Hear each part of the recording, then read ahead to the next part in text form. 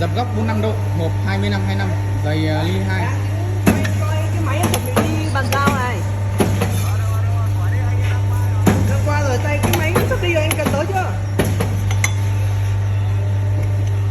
Vậy nhanh tí em chuyển cái máy này đi rồi. Hôm qua em đồ thử em coi. Tí em còn mấy cái khác đi, cái con này nó sẵn khuôn khối rồi. Ok.